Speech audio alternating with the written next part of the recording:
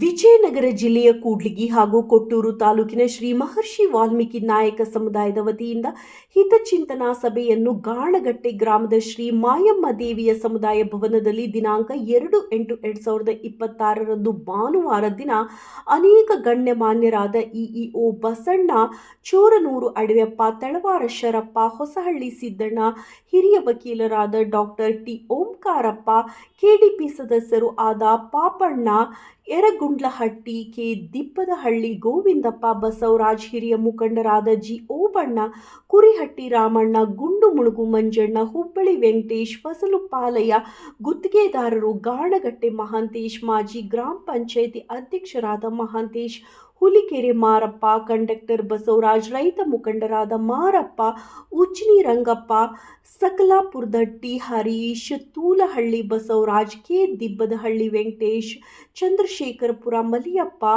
ಮಾಡ್ಲನಾಯಕನಹಳ್ಳಿ Dhananjay, Thippeswamy, ಬೊಮ್ಮಲಿಂಗಣ್ಣ, ಗುಣಸಾಗರ್ Kotresh, ಹುಡೇಂ Basanna, doctor Siddesh, ಕಾತ್ರಿಕೆಹಟ್ಟಿ, Nagarakatte Devendrappa, ಗಾಣಗಟ್ಟೆ ಗ್ರಾಮದ ಹಿರಿಯರು ಉಪಸ್ಥಿತರಿದ್ದರು. ಮುಖ್ಯವಾಗಿ ಈ ಭಾಗದಲ್ಲಿ ಹೆಚ್ಚಿನ ಸಂಖ್ಯೆಯಲ್ಲಿ 80,000 ರಿಂದ 90,000 ಪ್ರಮಾಣದಲ್ಲಿ ವಾಲ್ಮೀಕಿ ಸಮುದಾಯದ ಮತ ಸಂಖ್ಯೆ ಇದ್ದು, ಸುಮಾರು 15 ವರ್ಷಗಳಿಂದ ವಾಲ್ಮೀಕಿ ಸಮುದಾಯದಲ್ಲಿ ಸಂಘಟನೆ ನಿಷ್ಕ್ರಿಯವಾಗಿದೆ. ಗ್ರಾಮೀಣ ಭಾಗವಾದ ಉಜ್ನಿ, ಹೊಸಹಳ್ಳಿ, ಗುಡೇಕೋಟೆ, ಹುಡೆ ಮಟ್ಟದಲ್ಲಿ ಯಾವುದೇ ಸಭೆ, ಜಯಂತಿ, ಸಂಘಟನೆ ಇಲ್ಲದೆ ಇರುವುದನ್ನು ನೆನಪಿಸಿಕೊಂಡರು.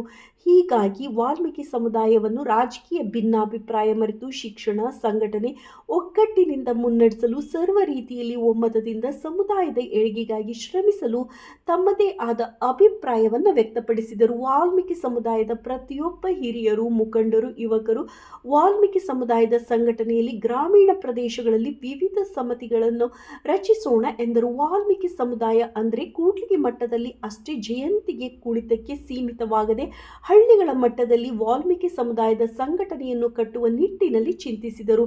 ಪ್ರಸ್ತುತ ದಿನಮಾನಗಳಲ್ಲಿ ಸಮುದಾಯದಲ್ಲಿ ಆಗುತ್ತಿರುವ ಅನ್ಯಾಯಗಳನ್ನು ಯಾರೂ ಕೇಳುವ ಸ್ಥಿತಿಯಲ್ಲಿ ಇಲ್ಲದಂತಾಗಿದೆ. ಹೀಗಾಗಿ ಸಮುದಾಯವು ವಿವಿಧ ಕ್ಷೇತ್ರಗಳ ಏಳಿಗೆ ಶ್ರಮಿಸಲು ಧ್ವನಿಯಾಗೋಣ ಎಂದರು.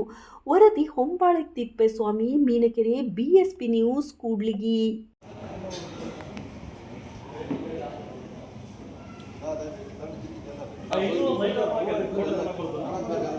ಬರ್ರಿ ಮುಂದಿರ ಕಲ್ತ ಎಲ್ಲ ಕಲ್ತು ಹಾಂ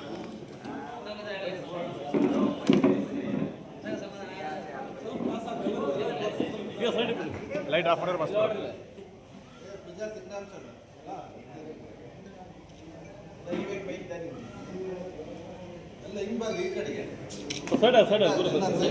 ಸೈಡ್ ಆಗಿ ನೀಟಾಗಿ ಕಾಣಲ್ಲ ಸ್ವಲ್ಪ ಇದ್ದ ಕಡೆ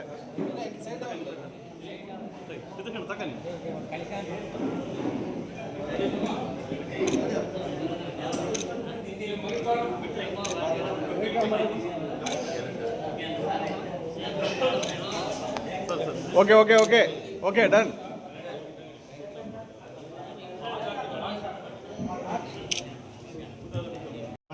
ನಾವೆಲ್ಲ ಕೂತ್ಕೊಂಡು ಅವನ್ನೆಲ್ಲ ಮಟ್ಟ ಹಾಕಿದ್ವಿ ಮತ್ತೆ ಸರಿ ಮಾಡಿದ್ವಿ. ಸಂಘಟನೆ ಕೊರತೆಯಿಂದ ಇದೆಲ್ಲ ಆಯ್ತು.